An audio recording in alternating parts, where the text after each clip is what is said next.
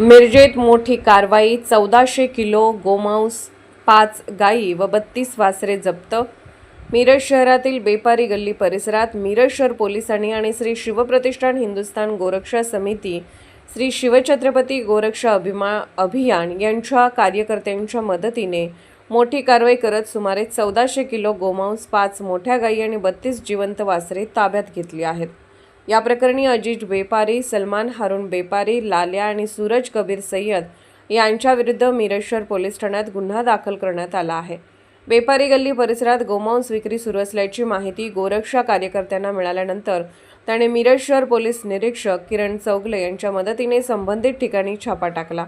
कारवाई दरम्यान मोठ्या प्रमाणात गोमांस तसेच जिवंत जनावरे आढळून आली. याशिवाय एक 4 चाकी वाहनही जप्त करण्यात आले. ही कारवाई उपविभागीय पोलीस अधिकारी प्रणिल गिल्डा यांच्या मार्गदर्शनाखाली पोलीस निरीक्षक किरण चौगले, सहाय्यक पोलीस निरीक्षक दत्तात्रय पुजारी, भैरवनाथ पाटील, विनायक मासाडे, प्रकाश निकम यांच्यासह निलेश कदम, धुमाळ, गव्हाणे, लोंढे, नदाब, कौजलगी, वाघमारे, बिराजदार, देसाई, सनदी, संतोष पाटील, स्वप्नील नायकोडे, दीपक परीट आणि श्रीकांत केंगार आदींच्या पथकाने केली. Bureau report SS news Marathi.